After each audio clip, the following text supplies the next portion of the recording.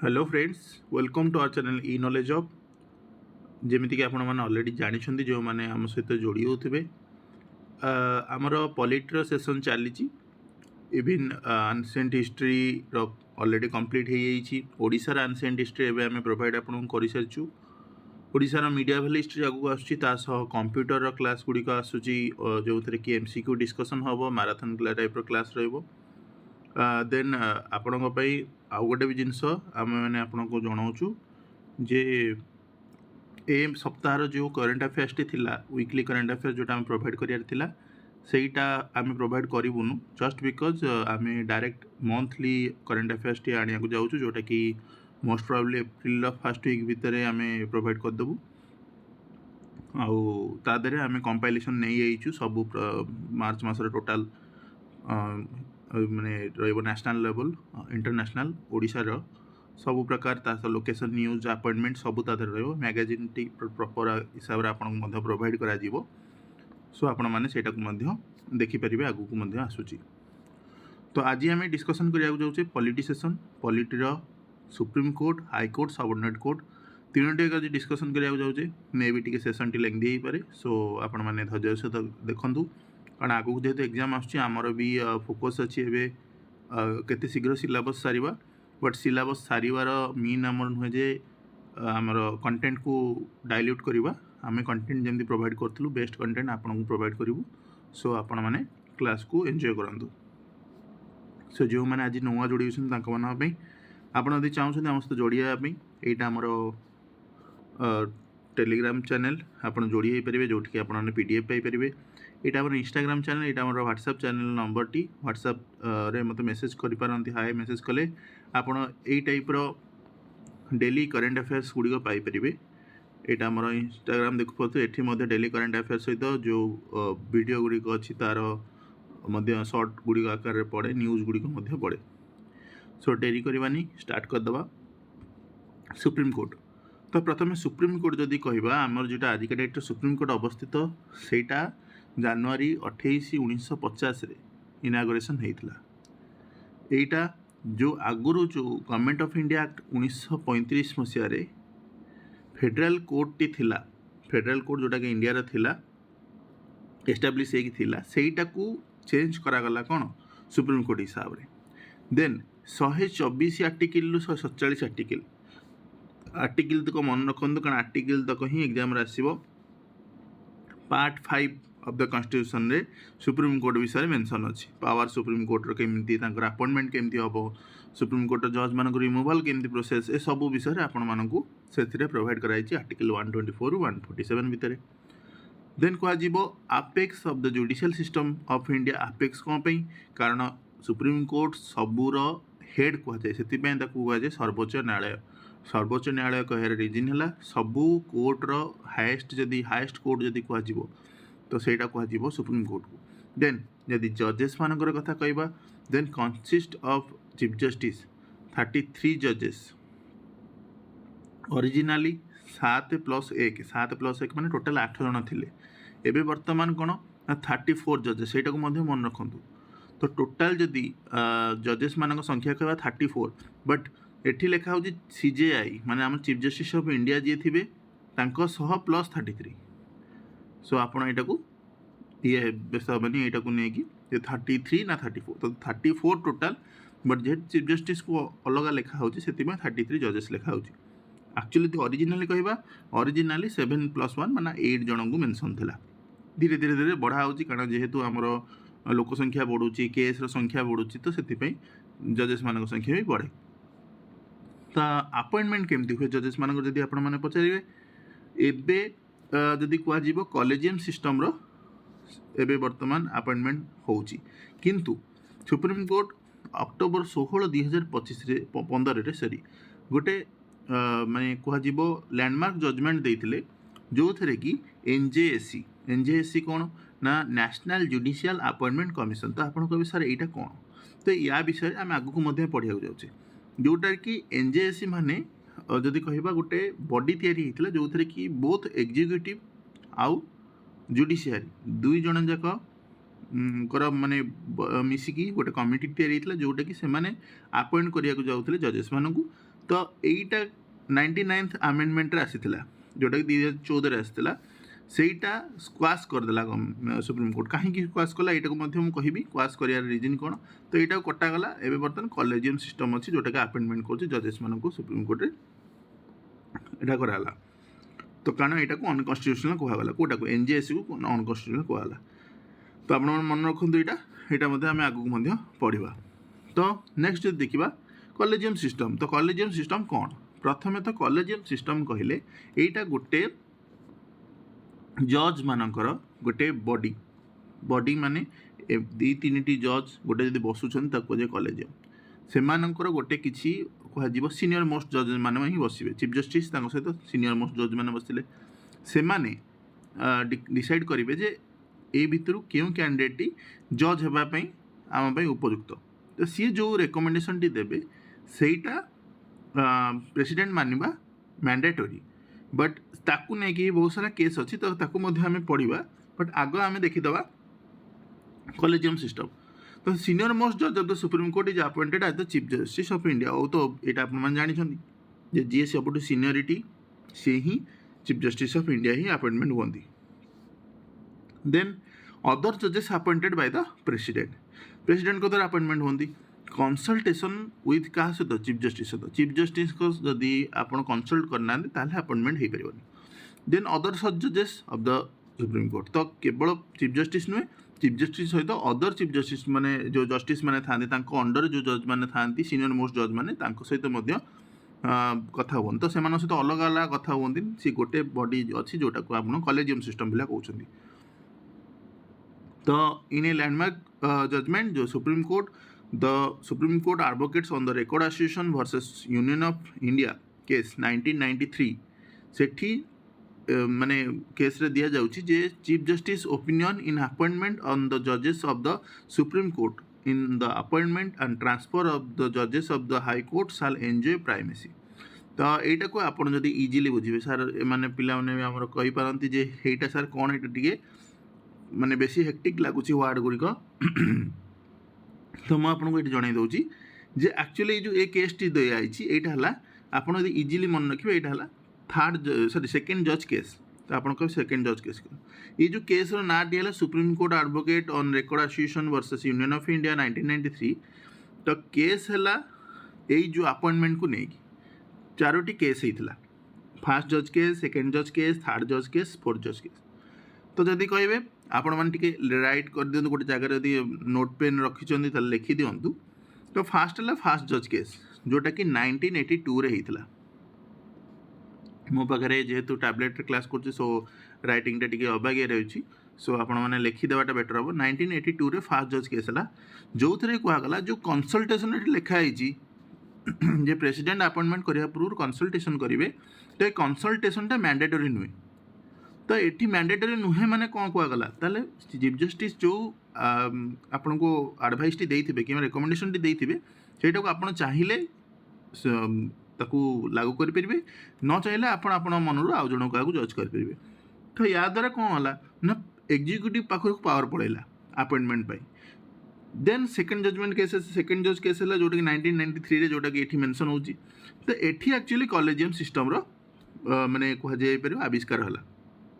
तो collegium system रो जो आविष्कार 1993 रे हला एठी को अगर ना सेमिति केमती कंसल्टेशन माने ही कनकरेंस माने आपण कंसल्टेशन करिसेंती चीफ जस्टिस को माने सी जोटा कहिसेंती सेटा ही कनकरेंस आपण मानिया को बाध्य सेटा तो सेथि पई कॉलेजियम सिस्टम रो डेवलपमेंट हला तो कॉलेजियम सिस्टम डेवलपमेंट रे प्रथमे कुआ गला 2+1 माने कौन चीफ जस्टिस रहिले ता सह 2 जन सीनियर मोस्ट जज तो टोटाल के जन है 3 जन है यहाँ को मन रखते यहाँ कौन हो 1993 देन आसला थर्ड जज केस आसला 1998 रे तो 1998 रे जो 3 जन मेंबर थिले ताकू एक्सपांड करागला कौन ना चीफ जस्टिस ता सह 4 जन सीनियर मोस्ट जज तो टोटाल के जन हो गले 5 जन हो गले तो कॉलेजियम सिस्टम रे केते जन मेंबर हो गले 5 जन हो गले आज के डेट रे मध्य या अछि तो एटा को मध्य मन रखंतु तो एटा हला कोथरे थर्ड जज केस जोटा कि 1998 रे हला बट 1993 रे के जन मेंबर थिले कॉलेजियम रे 3 जन थिले तो एटा को मध्य मन रखंतु तो এইটা ହେଲା କେସ୍। ଦେନ୍ ଆସିଲା 4 ଜଜ୍ କେସ୍। ତ ଆପଣ କହିଲେ ଏଇଠି ତ ସରିଗଲା, ଏଇଟା ତ ଆପଣ କହୁଛନ୍ତି ଯେ ଏଇଟା ଏବେ ବି ଅଛି। ତାହେଲେ 4 ଜଜ୍ କେସ୍ କ'ଣ ପାଇଁ ଆସିଲା? 4 ଜଜ୍ କେସ୍ ଆସିଲା ସାଙ୍ଗମାନେ, ଯେଉଁଟା ମୁଁ ଆଗରୁ କହିଲି ଯେ ୟୁନିୟନ୍ ଯେଉଁ ଗଭର୍ଣ୍ଣମେଣ୍ଟ ସେତେବେଳେ ଆସିଲେ, ସିଏ ସେତେବେଳେ କହିଲେ ଯେ ଯେଉଁ ଆପଏଣ୍ଟମେଣ୍ଟ ଯେଉଁ ଇଏଟି ହେଉଛି ଏଇଟା ଆମକୁ ଠିକ୍ ଲାଗୁନି। ତ ଆମେ ଗୋଟେ ନୂଆ ଜିନିଷଟି ବାହାର କରାଗଲା, ଯେଉଁଟା ହେଲା NJSC। ତ NJSC ଯେଉଁ ଜିନିଷଟି ଆସିଲା ତା ଦେହରେ କ'ଣ କରାଗଲା ନା ବୋଥ୍ ଏକ୍ଜିକ୍ୟୁଟିଭ୍ ତରଫରୁ ଆଉ ଆମର ଜୁଡ଼ିସିଆରୀ ତରଫରୁ ଦୁଇ ଜଣଙ୍କ ମିଶିକି ରହିଲେ। ନ୍ୟାସନାଲ୍ ଜୁଡ଼ିସିଆଲ୍ ଆପଏଣ୍ଟମେଣ୍ଟ କମିଶନ୍ ଯେହେତୁ କୁହାଗଲା, ସେଥିରେ ଚିଫ୍ ଜଷ୍ଟିସ୍ ରହିଲେ, ଦୁଇ ଜଣ ସିନିୟର ମୋଷ୍ଟ ଜଜ୍ ରହିଲେ। ତ ଏମାନେ କେତେ ଜଣ ହେଲେ? ଏମାନେ 3 ଜଣ ହେଲେ। ତା ସହ ଲ ମିନିଷ୍ଟର ରହିଲେ, ତା ସହିତ 2ଟା ଏମିନେଣ୍ଟ ପର୍ସନ୍ ରହିଲେ, ଯେଉଁମାନେ କି ନୋମିନେଟ୍ ହେବେ କାହା ଦ୍ୱାରା? Prime minister, council minister, Prime minister, council minister ଆଉ ଲିଡର ଅଫ୍ ଦ ହାଉସ୍ରୁ। ତ ଇନ୍ ଦ ଏଣ୍ଡ ଆପଣ ଦେଖନ୍ତୁ CJI ଆଉ 2 ଜଣ ସିନିୟର ମୋଷ୍ଟ ଜଜ୍, ଏମାନେ ମିଶିକି ବି 3 ଜଣ, ଆଉ ଲ ମିନିଷ୍ଟର ଆଉ 2 ଜଣ ଏମିନେଣ୍ଟ ପର୍ସନ୍, ଯେଉଁଟାକି ପ୍ରାଇମ୍ ମିନିଷ୍ଟରଙ୍କ ଦ୍ୱାରା ମୋଷ୍ଟଲି ଆପ୍ରୁଭାଲ୍ ଦିଆଯିବ, ତାଙ୍କୁ ଆପଏଣ୍ଟମେଣ୍ଟ କରାଯିବ, ନୋମିନେଟ୍ କରାଯିବ। ତ ଏମାନେ ବି 3 ଜଣ ହେଲା। ତ ପାୱାର ବାଲାନ୍ସ ରହିଲା କି? ନାହିଁ, କାରଣ 3:3 ରହିଲା। ତ ଆପଣ କହିବେ ତାହେଲେ ଏଇଟାର ଷ୍ଟ୍ରକ୍ଚରରେ ଭୁଲ କ'ଣ? ତ ଭୁଲ ହେଲା ସାଙ୍ଗମାନେ ଏହା ଯେ ଏଇଟା ହେଲା ଆମର ଯେଉଁ ଫଣ୍ଡାମେଣ୍ଟାଲ ଜିନିଷଟି ଅଛି, ଯେଉଁଟା fundamental law of the land, ଯେଉଁଟା କନଷ୍ଟିଟ୍ୟୁସନକୁ ହିଁ ଭାଓଲେଟ୍ କରୁଛି। ଆପଣ କହିବେ ସାର୍ ଏମିତି ତ କିଛି ଆମର ମେନସନ୍ ନାହିଁ। ତ ମେନସନ୍ ନାହିଁରେ ଆମର ପ୍ରଥମେ ଜିନିଷ କୁହାଯାଇଛି ସୁପ୍ରିମକୋର୍ଟ କିମ୍ବା ଯେଉଁ ଆମର କୋର୍ଟ ଗୁଡ଼ିକ ଅଛି ସେଗୁଡ଼ିକ ଇଣ୍ଡିପେଣ୍ଡେଣ୍ଟ ଜୁଡ଼ିସିଆରୀ। ତ ଇଣ୍ଡିପେଣ୍ଡେଣ୍ଟ ସହିତ ୟାର ଲିଙ୍କ କ'ଣ ଆପଣମାନେ ପଚାରିପାରନ୍ତି? ତ ଇଣ୍ଡିପେଣ୍ଡେଣ୍ଟ ସହିତ ଯଦି ମୋ ପାଖରେ 3 ଜଣ ମେମ୍ବରଙ୍କ ପାଖରେ ପାୱାର, ମୋର 3 ଜଣଙ୍କର ଭୋଟ୍ ମୋ ପାଖରେ ଅଛି, ମନେକର ମୁଁ ହେଲା ପ୍ରାଇମ୍ ମିନିଷ୍ଟର, ଆଉ ମୋ ପାଖରେ 3ଟା ଭୋଟ୍ ଅଛି, ମୋତେ ବସ୍ କ'ଣ କରିବାର ଅଛି? ଏଇଠୁ ଗୋଟିଏ ଭୋଟ୍ ଆଣିବାର ଅଛି। ଆଣିଦେଲା ମାନେ ମୋ ପାଖରେ 4ଟି ଭୋଟ୍ ହେଇଗଲା। 4ଟି ଭୋଟ୍ ହେଇଗଲା ମାନେ ମୁଁ ମୋର ଫେଭରାଇଟ୍ ପର୍ସନ୍କୁ ଆପଏଣ୍ଟ କରିପାରିବି ନା ନାହିଁ ଚିଫ୍ ଜଷ୍ଟିସ୍ ହିସାବରେ କିମ୍ବା ଜଜ୍ ହିସାବରେ? ବହୁତ ଇଜିଲି କରିପାରିବି।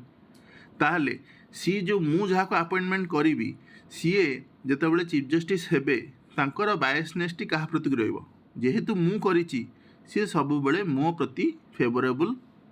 ମାନେ ଜଜମେଣ୍ଟ ଗୁଡ଼ିକ ଦେବେ। ତ ଏଇଟା ଆକ୍ଚୁଆଲି ଆମର ଯେଉଁ ବେସିକ୍ ଷ୍ଟ୍ରକ୍ଚରକୁ ଭାଓଲେଟ୍ କଲା। ତ ସେଥିପାଇଁ 2015ରେ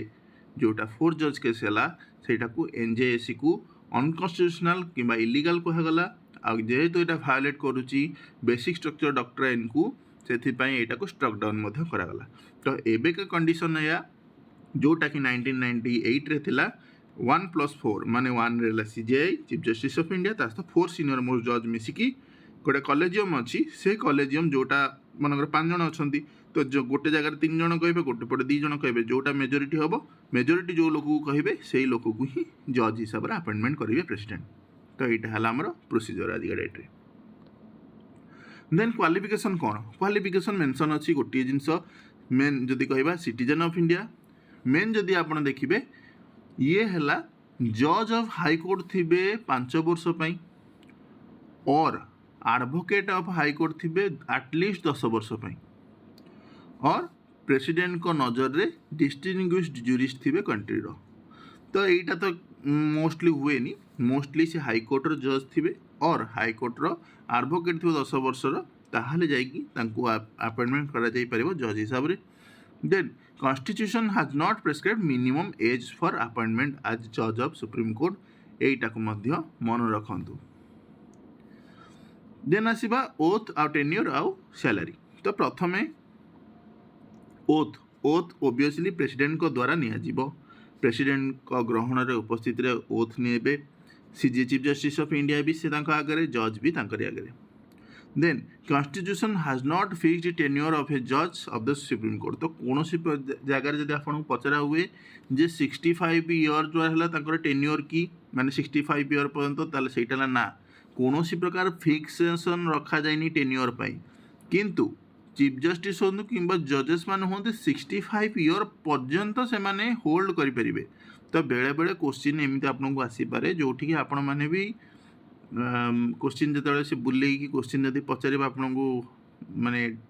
ଇଏ କରିବା ପାଇଁ, ବୁମେରାଙ୍ଗ ଟାଇପ୍ର କରିବା ପାଇଁ, ସୋ ଆପଣମାନେ ସେଠି ବ୍ୟସ୍ତ ହେବେନି,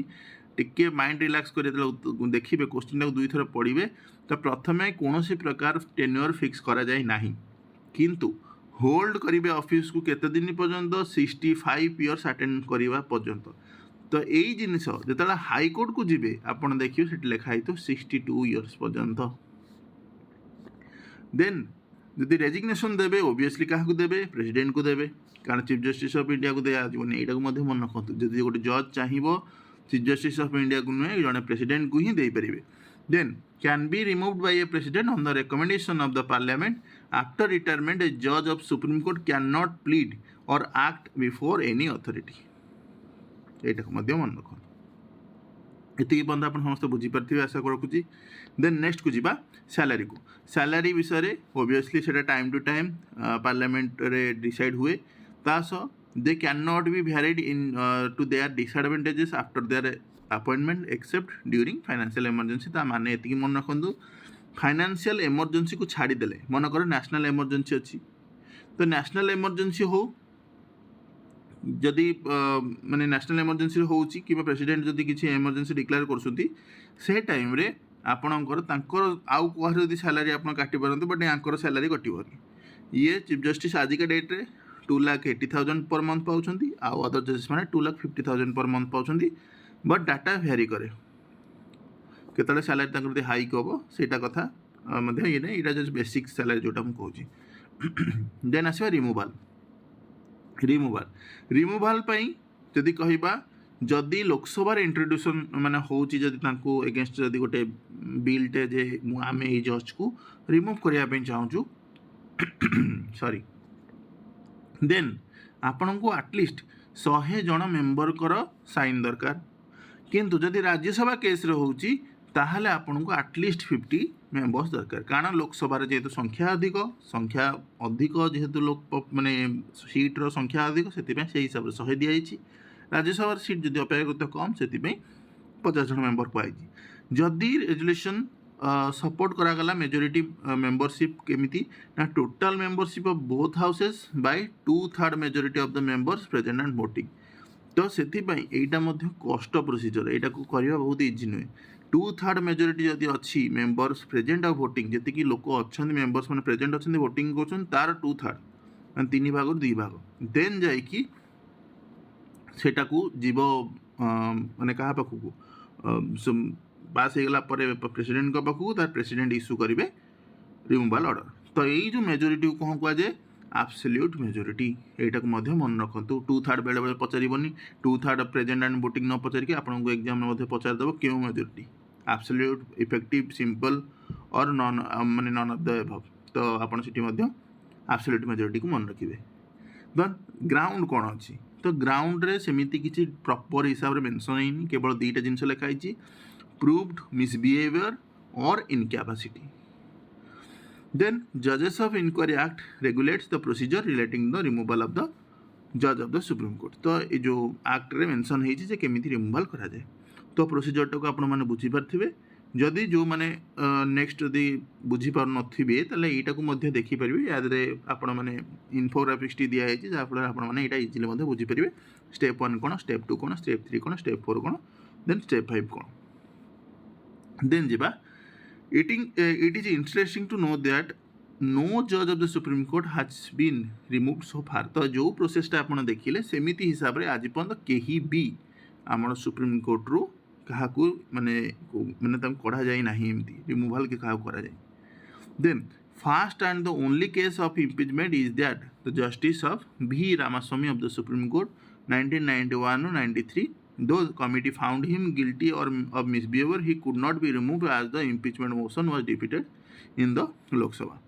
तो कमिटी प्रथम फाउंड कला मिसबिहेवियर गिल्टी ऑफ मिसबिहेवियर होती किंतु लोकसभा ही पास है कारण 2/3 गोटे सिंपल माने नंबर नुहे गोटे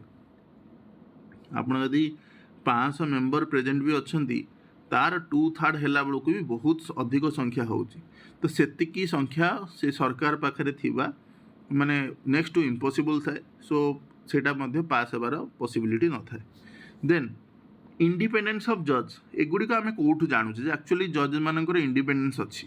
प्रथमे तो कॉन्स्टिट्यूशन एनश्योर करुच्ची से सैलरी कौटू कंसोलिडेटेड फंड ऑफ इंडिया रू ना कि एटा मन रखु जदि constitution salary consolidated fund of India न देकी कही था गवर्नमेंट दब ताहले सेटा इनडायरेक्टली एग्जीक्यूटिव मानकर सेठी माने इंटरफेरेंस रही था जे आमे चाहिए तुम मानको हैरान कर तो salary cannot be change to their disadvantage removal difficult removal procedure आप देखिले आज पर्यटन कहीं पाना जनक एगेन्स्ट है दैट टू बी लोकसभा से डिफिट हो गला cannot practice after retirement सेठी जाकि से रिटायर हो तापर आउ सी माने जाकि कौन प्रकार जगह प्रैक्टिस करें लॉ को then decision of actions of जज cannot be criticise and the person doing so can be punished तो डिसीजन जे जहाँ नौ कि एक्शन जहाँ नौ जजेस मैंने ताको आप क्रिटिसाइज करें कंडक्ट ऑफ जजेस can not discussed in parliament यहाँ को मन रखु पार्लियामेंट रे डिस्कसन हो पारे जहाँ जजेस मैंने कंडक्ट कर प्रेसिडेंट कैन नॉट अपॉइंटमेंट जजेस of the supreme court himself ही हैज टू कंसल्ट द जजेस ऑल्सो माने आज का डेट जोटा कहबा कॉलेजियम सिस्टम देन आसवा read jurisdiction of the supreme court जोटा आर्टिकल 32 रे मेंशन है प्रथम तो यदि कहबा रीट है माने सुप्रीम कोर्ट पाखे कौन पावर अच्छी तो रीट रे कह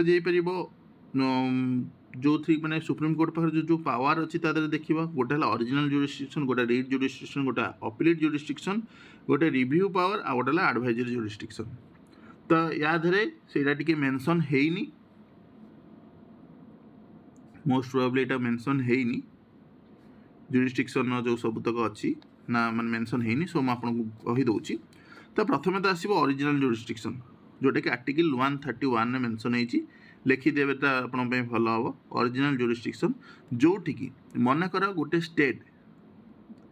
वर्सेस आ गोटे स्टेट और स्टेट वर्सेस सेंटर जदि यही टाइप किसी केस होची आ फास्ट इंस्टांस माने डायरेक्ट जाकि सेठी सुप्रीम कोर्ट रे केस होची ना कि हाई कोर्ट रे केस है हाई कोर्ट रो आसिक जदि सुप्रीम कोर्ट सेटा को ओरिजिनल जुरिस्डिक्शन कह जीवन ओरिजिनल जुरिस्डिक्शन माने ओरिजिनटा ही तांकर सुप्रीम कोर्ट रे हेची से केसटा तो सेठी ओरिजिनल जुरिस्डिक्शन माने तांका पावर अच्छी जे सुप्रीम कोर्ट सेटा को डिस्प्यूट को सेटलमेंट करेंगे देन रीड जुरिस्डिक्शन ये जमी लिखि पार्टी habeas corpus mandamus prohibition certiorari quo warranto एगुड़ा सब आप डिस्कसन आप कौटी कर फंडामेंटल राइट्स जो मैंने क्लास कर अलरेडी सब विषय जानते तो या आम डिस्कसन करवानी जो मैंने आजिका नुआ जोड़ी होती आमर क्लास रे से कहबी आपण मैंने पॉलिटी मोर चैनल को जाइए पॉलिटी गोटे आमर मिशन पॉलिटी 2026 अच्छी जोटा प्ले लिस्ट रे सेठी आप चूज करेंगे फंडामेंटल राइट्स को देखिए फंडामेंटल राइट्स आर्टिकल 32 जो मेंशन है सबू हाबियस कर्पस कौन मैंडामस प्रोहिबिशन सर्सियरी क्वारंटो से सब मेंशन है कारण जेहेतु आज का सेशन आम एमती भी बड़ अच्छी आहरी हाईकोर्ट अच्छी सबऑर्डिनेट कोर्ट अच्छी सो आम ये डिस्कसन कले आहरी वीडियो लेंथी हो देन जीवा रीड जुरिस्डिक्शन ये मेंशन सरला जो थे कि आपड़ ये मन रखुन जदि फंडामेंटल राइट्स आपणकर हानि हो आपन को किए यदि फंडामेंटल राइट्स को आपन छड़ाऊँगी ताहले आप ये जगह केस करेंगे देन जा अपीलेट जुरिस्डिक्शन आर्टिकल 132 133 134 तीनोटी है अपीलेट जुरिस्डिक्शन माने एतिक जिनस मन रखु गोटे अपील आसो हाई कोर्ट रु सुप्रीम कोर्ट को पाखक से अपील रे कौन थी दुईटी कंडीशन थी जदि एमती ना मन इच्छा कौन जगह अपील हो पार अपील दुईटी कंडीशन अच्छी सुप्रीम कोर्ट पाखे अपील कर हाई कोर्ट जे आइदर इंटरप्रिटेशन करने कॉन्स्टिट्यूशन को और सब्सटेंशियल क्वेश्चन ऑफ लॉ माने जदि कौन जगह से जो माने दुईटी माने राइट्स अच्छी मनकर दुईटी जिनस मेंशन अच्छे आर्टिकल भितर आमर किसी प्रकार कॉन्फ्लिक्ट आसूची तो से जगह हाईकोर्ट करें सुप्रीम कोर्ट पाखक अपील और जदि कॉन्स्टिट्यूशन रे किसी इंटरप्रिटेशन करार अच्छी ताहले भी जाकि अपील करा जाई परिबो हाईकोर्ट सुप्रीम कोर्ट को then review power article 137 review power माने सी तांकर निजर जजमेंट को आउ थे रिव्यू करें किंबा पार्लियामेंट जदि किसी लॉ तैयारी ताको मध्य रिव्यू करेंगे देन आसला एडवाइजरी जुरिस्डिक्शन जोटा कि आर्टिकल 143 जो थे कि प्रेसिडेंट निजे माने गवर्नमेंट ऑफ इंडिया रो माने गवर्नमेंट ऑफ इंडिया पाई कहा जाय परिबो से किछि एडवाइस मागिबे सुप्रीम कोर्ट चीफ जस्टिस पाखु को कौन प्रकार लॉ पाई किंबा कौन प्रकार लॉ रिगार्डिंग किछि जदि एडवाइस दरकार तांकु ताले प्रेसिडेंट जाय चीफ जस्टिस मागी परिबे किंतु सुप्रीम कोर्टर से राइट्स मध्य अच्छी से चाहिए डिक्लाइन कर ना आम आपको यू विषय किसी ओपिनियन देवा चाहूँ। देन जीवा next power of judicial review जोटा आपको कहली सुप्रीम कोर्ट से पावर अच्छी जे लेजिस्लेटिव एनाक्टमेंट माने पार्लियामेंट किसी गोटे लॉ तैयारी कला किंबा executive constitutionality order of both central और स्टेट गवर्नमेंट तो लेजिस्लेटिव किसी गोटे काम माने लॉ टी को आप जानते हैं लेजिस्लेटिव एग्जीक्यूटिव जुडिशियल तीनोटी बॉडी एग्जीक्यूटिव काम है जो लॉ टी बाहरी इम्प्लीमेंट करवा लेजिस्लेटिव काम है लॉ टाक तैयारी करवा जुडिशियल काम हम से लॉ टाक चेक करवा तो सहीटा है जुडिशियल रिव्यू इंटरप्रिटेशन करवा इन द एंड कह गले इंटरप्रिटेशन करे से लॉटा ठीक अच्छी भूल अच्छी देन ऑन एग्जामिनेशन जदि से माने फाउंड कर भायोलेट से जो लॉ टी भायोलेट करुच्ची कॉन्स्टिट्यूशन को they can declare is illegal unconstitutional invalid by the supreme court consequently they cannot B enforced by the government जमती कि आप एनजेएससी जोटा एनजेएससी से ही है जोटा ये मेंशन है। Then Supreme Court decides disputes regarding election of the President and Vice President. Supreme Court recommends the removal of chairman and members of UPSC to the President. तो यहाँ को recommend कराती। Then आसा public interest litigation जोटा कि आपण माने जानथिबे आमे जोटा कहूँ PIL तो PIL कौन आगुरु आपण माने जानी माने जदि जानी थिबे तो प्रथम है गोटे जिनस आपण शुणिथे सब लोको स्टैंडर्ड आप कहे सर कौन लोको स्टैंडाई है गोटे टर्म जोटा कि यूज हुए जुडिशियल सेन्स रे जोटि आप जुडिशियरी ही केवल शुणवे लोको स्टैंडाई बेले बेले कह जाए केस रे जे you have no locus standi तो लोको स्टैंडाई माने मु लिखि भी दउची लोकोस स्टैंडाई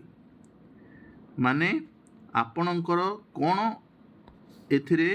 माने कह जाए जो आम ओडिया रे ताकू बुझाइवाई लोको स्टैंडार्ड माने है आपणकर कौन असुविधा है माने यहीटार जो मनकर गोटे केस आप कले से केस रे आपणकर किसी माने हार्म होनी से कि आपणकर किसी अधिकार क्षति होनी किंतु आपण आउ जन केस कर तो से जगह पचरा जाए जे नो लोको स्टैंडार्ड आपणकर तो किसी प्रोब्लेम ही ना आप कहीं आसछंती तो सहीटा एक्चुअली जो कहगला गोटे टाइम रे जो PN Bhagwati justice VN Krishna Iyer एमानी फास्ट जज थे जो मैंने कि एडमिट करते PIL इन द कोर्ट 1981 मसीह तो आप कहे सर यार रिजन कौन तो एक्चुअली यार यदि बैकग्राउंड देखा लोको स्टैंडार्ड माने है जदि आपणकर अधिकार किसी क्षुण्ण होनी ताले आपण आसवा दरकार नहीं जी जार असुविधा है सी आसो किंतु आपण चिंता करंतु बहुत सारा प्रोस्टिट्यूशन हो जोटा कि इलीगल बहुत सारा जो छोट छोट छुआ माने तांकु मध्य बेगार जो वृत्ति रे पूरा हो जो कि से विदाउट माने इच्छा रे तांकु पूरा जाए बहुत सारा खराब जिनस मध्य करा जाए जो माने ह्यूमन ट्रैफिकिंग जोटा कहि परिबा आमे मानव चालाण जोटा हुए तो ए जगह से माने जो मोस्टली लोक था जो मानकर अधिकार क्षुण्ण हुए कारण से भी अधिकार अच्छी से जो अधिकार क्षुण्ण हुए से मोस्टली है मोस्टली माने ना समस्ते ही प्राय गरीब श्रेणीर लोक से माने निजर राइट्स विषय जाना से माने को अधिकार आसवे सुप्रीम कोर्ट रे कि हाई कोर्ट रे केस करने जदिओ से लोक स्टैंडार्ड अच्छी बट स्टिल भी से अवेयर नहांती तो से जगार आपण माने जदिओ आग्री माने भेड पर्सन सी माने जहाँ को जार माने फंडामेंटल राइट्स क्षुण्ण होची किंतु आपण तापाई जे केस कर तो सहीटा कह जाए PIL तो any member of the public तो पब्लिक आपण तांकर किसी रिलेटिव नुहति किसी नुहति can now initiate a proceeding on behalf of the aggrieved person, especially if the person is too poor and unable to move the court on his or her own, in either High Court or Supreme Court or in any other court enforcement of constitutional right. तो तार constitutional right होची ताकू ए सब करिवार नाही किंतु तार यदि मन इच्छा आपण से जो जिनसटा को जोटा करिया को चाहुनी ताकू आम बाध्यबाध्यकतार से जिनस रे पुरौचे तो सेईटा ही PIL उद्देश्य जे जदि जो लोक पाखे से जिनस ना अवेलेबल ना सी आसी पारनी तापाई आपण भी पब्लिक जदि कहे आपण भी आसपारे। तो ए destitute citizen can file a writ petition even though simple letter written on the postcard रे मध्ये आपण PIL मध्ये इंट्रोड्यूस कर परिबे may be introduced in a court or court of law by the court itself suo moto। तो suo moto declaration सेटा माने court करिवो जे आमे केसटा को नउछु। This derives right to be heard implied by Article 21। It originated in USA, is a form of epistolary jurisdiction। Cognizance of public litigation cases by the Supreme Court has added a new dimension into its new role। तो माने जोटा आगुर गोटे जो कहे conservative जिनस चलता जे jar असुविधा हो सी आसो बट गोटे टाइम रे फील है एक्चुअली से पाखे से माने ये ना कि इवन से आसती जे केस करती जदि से कि जान जीवन प्रति विपद हो तो आपण पब्लिक हिसाब से केस करेंगे आउ राइट टू बी हर्ड माने जेकोसी केस भी होना कहीं से अधिकार जे केस विषय में राइट टू बी हर्ड से कहला article 21 under right to life and personal liberty जोटा कह अंडर यहाँ को काउंट करा जाउछि। देन आम आसवा हाईकोर्ट ऑफ ओडिशा तो नुहे बट हाईकोर्ट को विषय बट जेहेतु फटोटी है हाईकोर्ट ऑफ ओडिशा फटोटी आड हो सो ये हाईकोर्ट ऑफ ओडिशा लिखाई। तो ये आम पढ़ा हाईकोर्ट को विषय। हाईकोर्ट जुडिशियरी सिस्टम जब जब कह आमर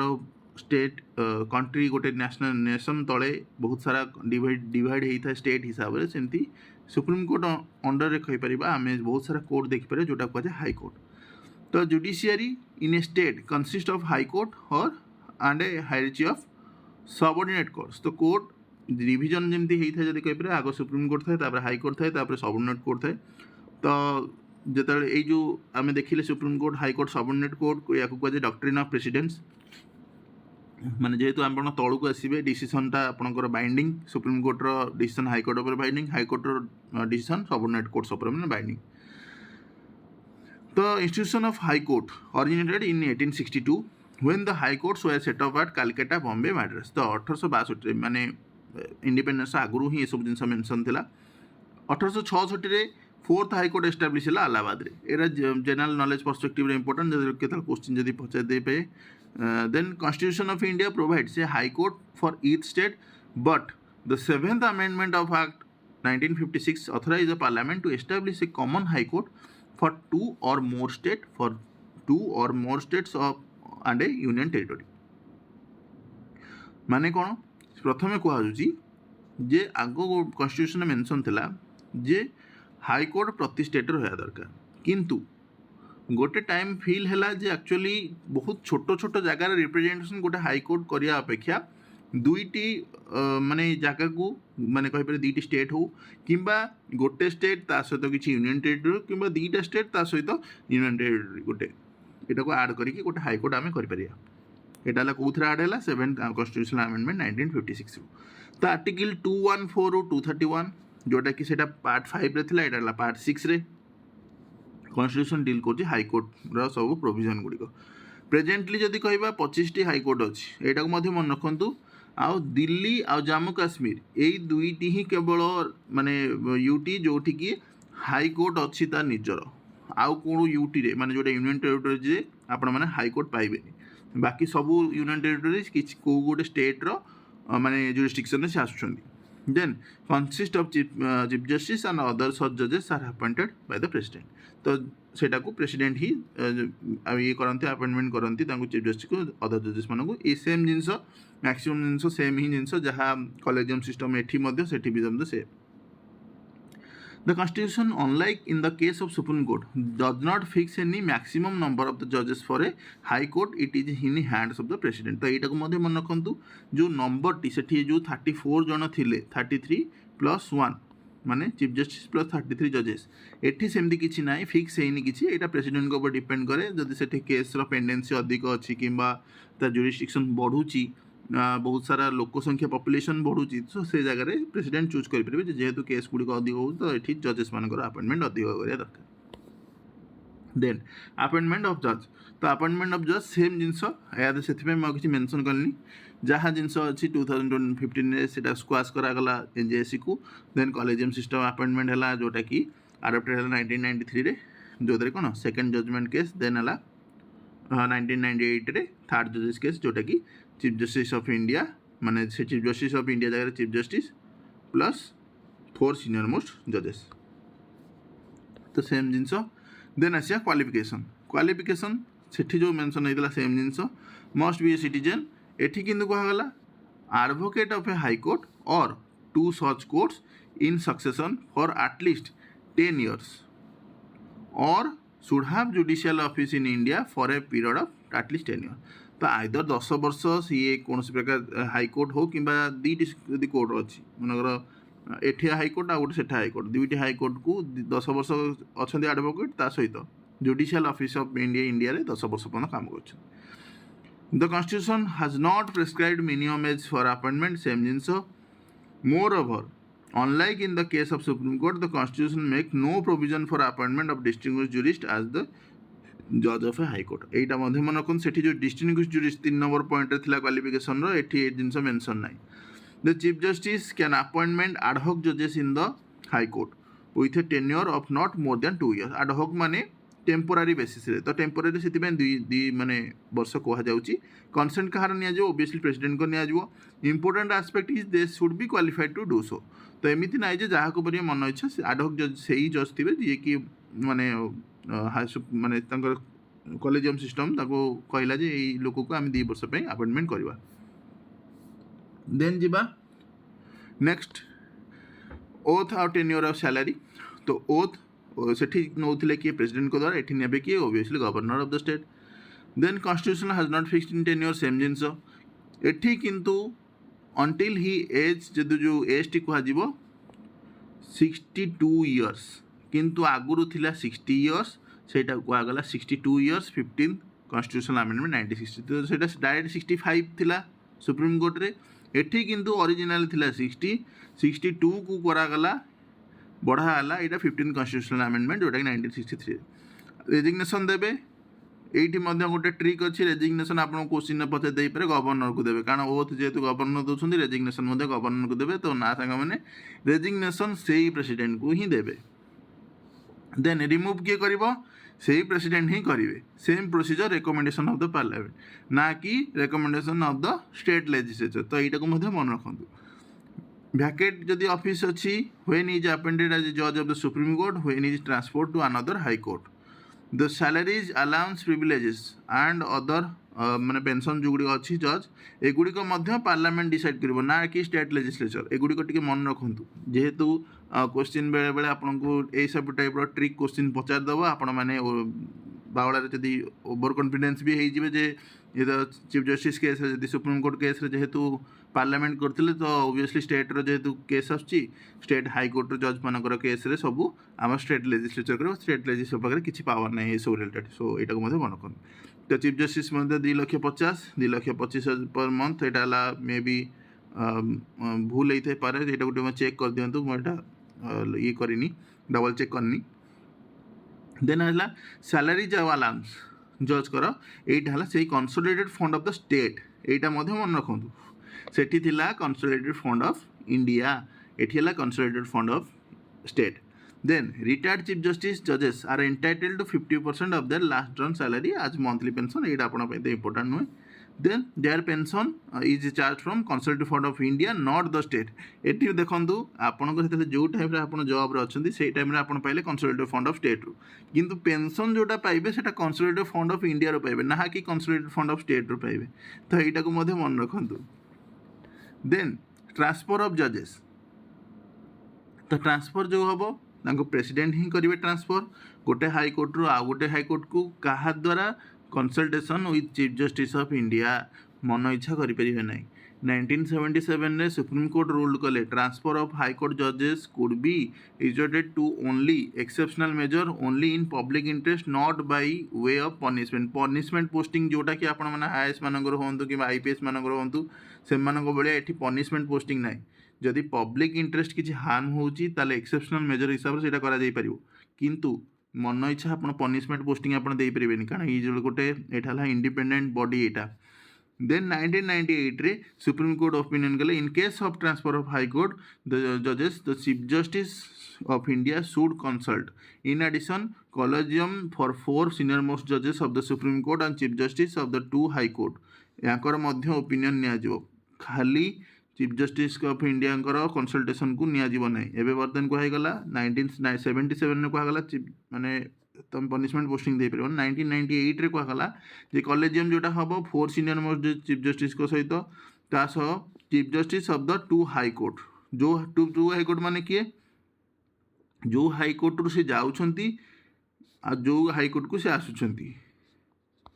तो से जो जिनसटी सो एटा टिके कॉम्प्लिकेटेड प्रोसीजर सो एटा गोटे मन रखिथांतु जे दीटा का हाई कोर्ट मेंबर रहिबे सो नेक्स्ट जीवा रिमूवाल सेम जिनस सेम प्रोसीजर 100 जन केस लोकसभा 50 जन है राज्यसभा स्पीकर यहाँ चाहिए मोशन टी माने आडमिट कर रिफ्यूज करेंगे जदि आडमिट होगा ताले 3टा मेंबर बॉडी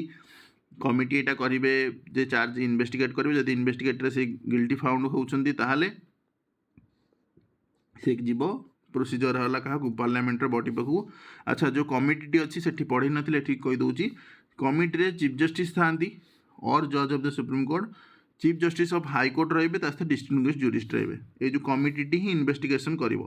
इन्वेस्टिगेशन जदि फाउंड गिल्टी जदि फाउंड हेले ताहाले जायकी मिसबिहेवियर हो किंबा सफरिंग फ्रॉम इनकैपेसिटी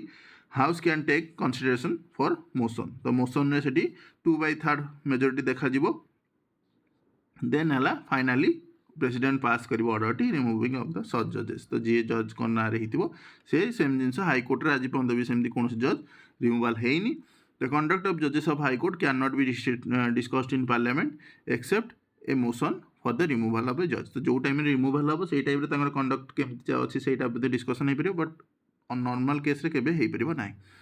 देन आसे ज्यूरिसडिक्शन ऑफ हाई कोर्ट यहाँ गोटे court of record and has power to punish for its contempt तो कोर्ट ऑफ रिकॉर्ड माने ये जो सब जिनस माने कोर्ट रे जजमेंट दौरान से सब जिनस गोटे रेकर्ड हम जहाँफल कि नेक्स्ट जो गोटे किसी से रिलेटेड केस आसो सहीटा को रेफर करेंगे जी नेक्स्ट हाई कोर्ट रे जज थे देन देख कहे under article 226 high court are given power of issuing writs to the enforcement of fundamental rights और अदर पर्पजेस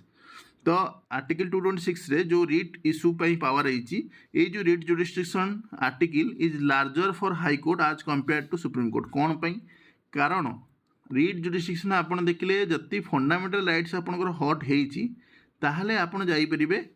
आर्टिकल 32 अंडर रे का पाखु सुप्रीम कोर्ट पाखु किंतु एठी कुआ गला फंडामेंटल राइट्स ता तो कॉन्स्टिट्यूशनल राइट दीटा एक भितर यदि किसी हट हेची ताहले आपन जाई परिबे 226 अंडर रे का पाखु हाई कोर्ट पाखु तो पावर क्या पाखे अधिक पावर से देखा गले हाई कोर्ट पाखे अधिक समस्त भावती रिट जुरिस्डिक्शन सुप्रीम कोर्ट पाखे अधिक ना खाली फंडामेंटल राइट्स है आप सुप्रीम कोर्ट जाइए कि एटी फंडामेंटल राइट्स सहित कमन ऑर्डिनरी लीगल राइट भी जब इनफिनिट होती भी आप जाइए देन जीवा like supreme court high court also have the power of judicial review से माने चाहिए जुडिशियल रिव्यू करेंगे सेठी जदि भायोलेट है देन सेटा को माने डिक्लेयर करेंगे नल एंड भॉइड बट सेटा जाइए सुप्रीम कोर्ट रे पुणी आउथे डिस्कशन हो पार then capital punishment given by any subordinate court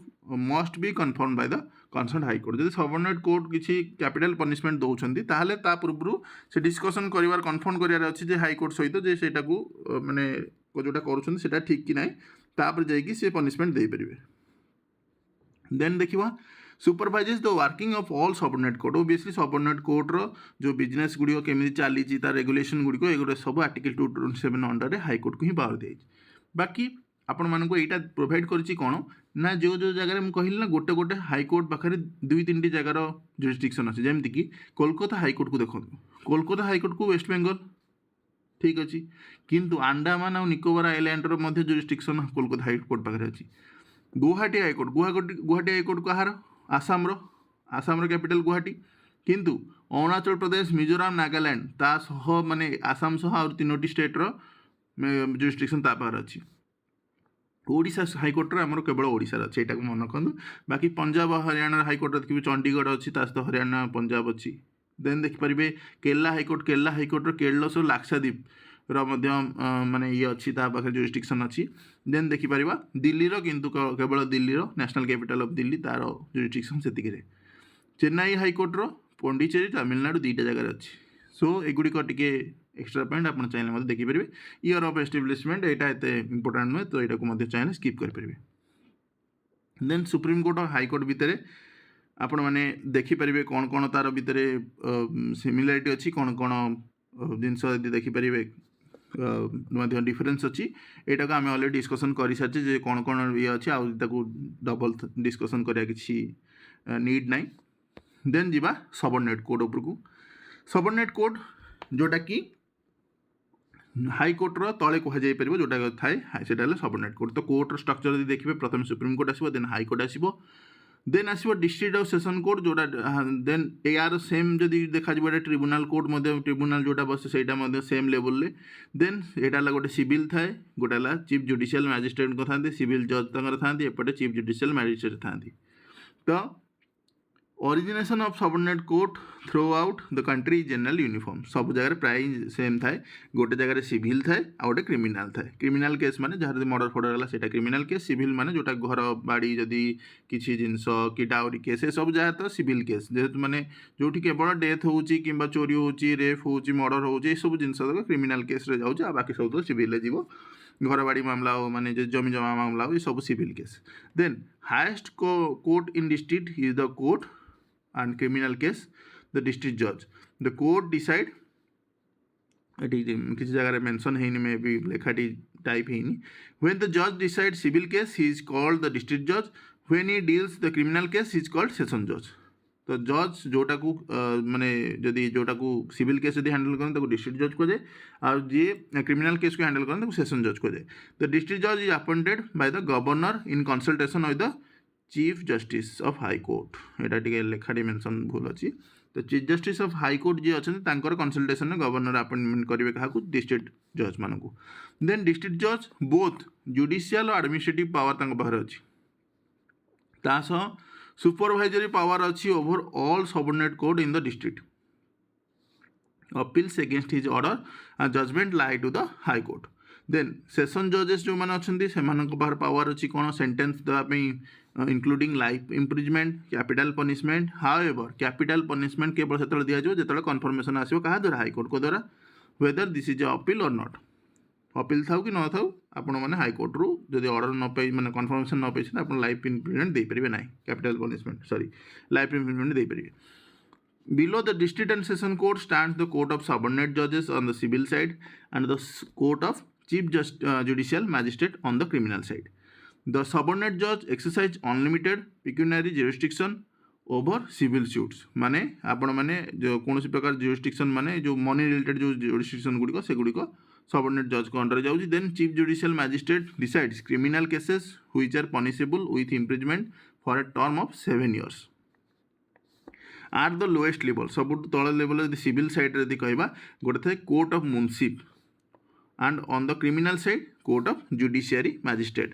The munsif possess सबुठ limited jurisdiction decide civil cases of small pecuniary stake छोट छोट अमाउंट जब किसी हेराफेरी होती से केस मुंसिफ गुड़िक हैंडल करेंगे। आ जुडिशियल मैजिस्ट्रेट जोटा अच्छी सब छोट माने बेसिस रे जब कह यहाँ क्रिमिनाल केस कर which are punishable with imprisonment for up to 3 वर्ष